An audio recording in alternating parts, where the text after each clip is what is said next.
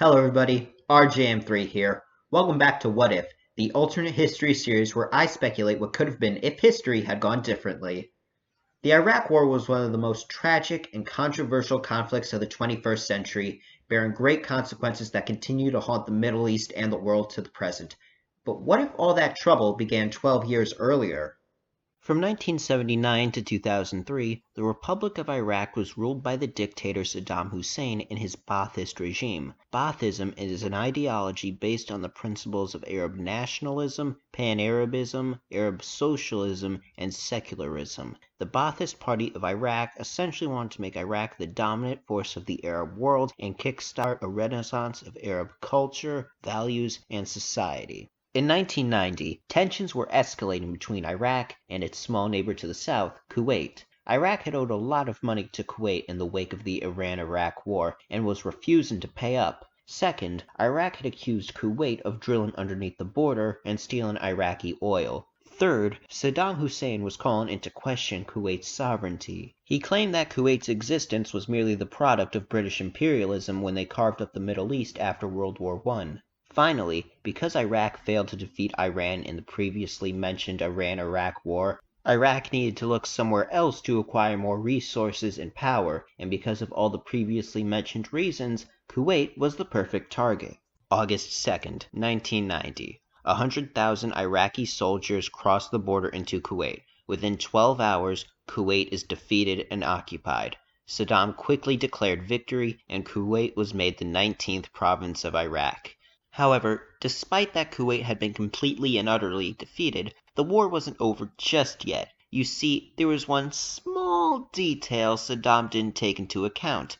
The detail being that it was the 1990s, not the 1890s, and wars of conquest were now generally frowned upon. The invasion was almost universally condemned by the international community. Even the Arab League was split over whether to support or condemn Iraq.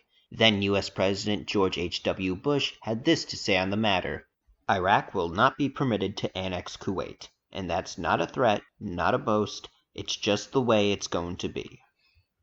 Ugh, those damn anti-imperialists. November 1990. In a rare moment of competence, the United Nations gave Iraq an ultimatum to withdraw from Kuwait by January 15th. Saddam refused to back down, and both sides prepared for war.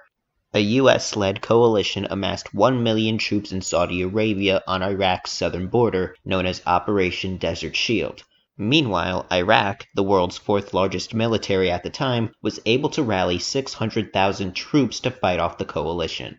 January 17th, 1991.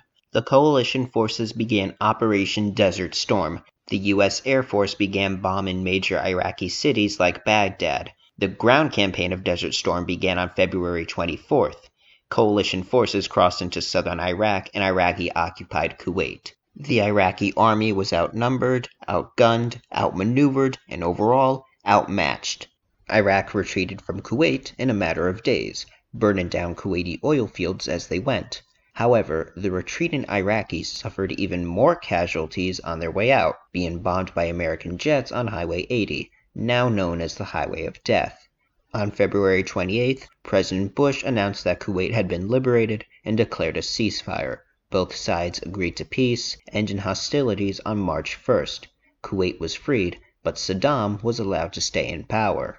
H.W. Bush's administration did of course receive some criticism from the public for allowing the dictator to stay in power. But why didn't the United States and the other coalition nations continue the war? Why didn't they overthrow the madman right then and there? Well, first off, Saddam needed to stay in power in order to maintain stability inside Iraq and prevent the rise of rebels, terrorists, and total anarchy.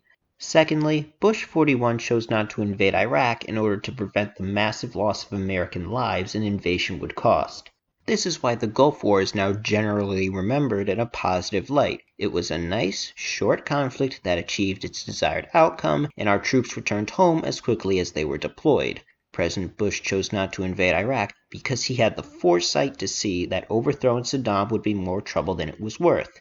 Of course, this intelligence clearly did not run in the family. Saddam continued to rule Iraq until 2003 during the presidency of George H.W. Bush's son, George W. Bush. His administration accused Iraq of stockpiling weapons of mass destruction and having involvement in the September 11th attacks. Those allegations were used as justification for an invasion of Iraq and the overthrow of Saddam Hussein. After the invasion, both those accusations turned out to be completely false. Now, thanks to the invasion and W's failure to stabilize Iraq in a successful or timely manner, Iraq is now in a state of constant chaos. But what if we did overthrow Saddam in 1991? What if Bush 41 had poor judgment and instead of declaring a ceasefire, had continued the war and invaded Iraq? What would be the long-term consequences on global politics? March 1991.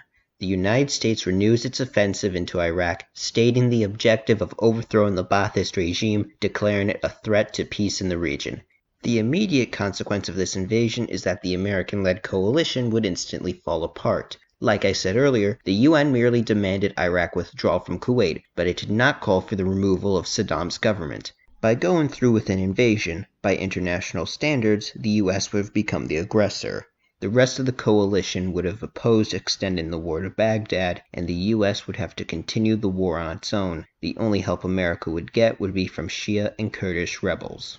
This alternate invasion would be very similar to the one in 2003 of our timeline. Iraq only lasts a couple weeks before Baghdad is captured. Saddam flees and goes into hiding, but he is eventually captured. With the fall of the old regime, the US installs a new government with the hope of eventually bringing democracy to Iraq. Of course, in hindsight, we now know how disastrous overthrowing Saddam would be. The US created a massive power vacuum, just like in our timeline. A Ba'athist insurgency would rise up against the American occupation and the new government. What this alternate H.W. Bush naively believed would be a short occupation that would bring peace and freedom to Iraq would instead escalate into a costly and bloody occupation that would go on for years.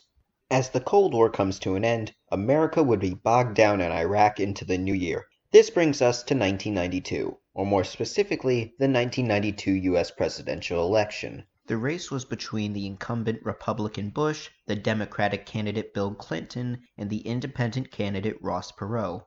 The U.S. economy was in recession, and Bush had already alienated most of his supporters by breaking a promise he made a few years ago by raising taxes. The only thing Bush had going for him was the success of the Gulf War, and even then he still lost to Clinton. But because the Gulf War is still going on in this timeline, and since a president never loses re-election during a war, then Bush would win the election this time, right? Wrong! Starting a war does not guarantee a second term.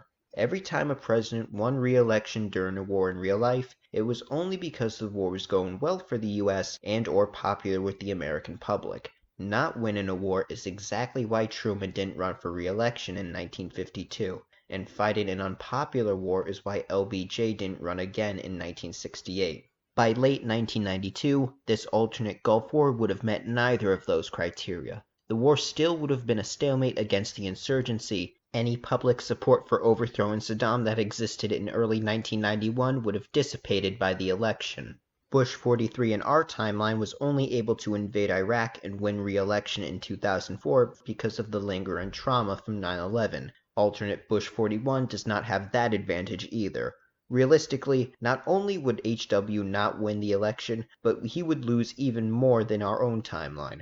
And who knows, maybe he'd lose so hard that Perot might actually win some electoral votes this time around.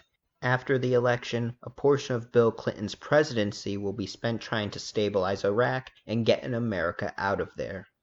So in this timeline, we can probably expect there to be quite a few suicides in the military. When or if Clinton would be able to end the war is hard to determine, but let's assume that this alternate Gulf War would be about as long as the Iraq War in our timeline, lasting 8 years, ended in 1999. During this period, the conflict would have a major political and cultural impact in the West that we didn't experience until the 2000s. Anti-American sentiment would be on the rise and would hurt U.S. relations with the rest of the world. Shortly after America withdraws from Iraq in 1999, comes the presidential election of 2000, an election fought between George W. Bush and Vice President Al Gore. Given how badly the alternate Gulf War would have tarnished the Bush family name and how close Gore came to winning in our timeline, Gore certainly would have won the election instead. Gore becoming president would result in America becoming more eco-friendly and would expand gay rights earlier than our own timeline. But these policies may get sidelined so Gore could focus on a much greater issue, 9/11. Since Al-Qaeda in Afghanistan had nothing to do with the Gulf War, they wouldn't have been affected by the changes to the timeline, so 9/11 still would have happened. Just 2 years after getting out of Iraq, America would have been forced into another war in the Middle East. It is an actual possibility that some people might blame H.W. Bush for 9/11, believing the occupation of Iraq caused Al-Qaeda to attack America, further tainting his legacy, even if it isn't true. To make matters worse, just like in our timeline, a mere 3 years after the end of this alternate Gulf War, the United States would have to return to Iraq to combat the rise of Islamic extremists in yet another gosh damn war. So yeah, it doesn't look like America's leaving the Middle East anytime soon. In conclusion, invading Iraq was a bad idea, and doing it 12 years earlier wouldn't have changed that. With all the time we've wasted in the Middle East, we could have been doing something productive, like annexing Canada. Remember to like, share, and subscribe.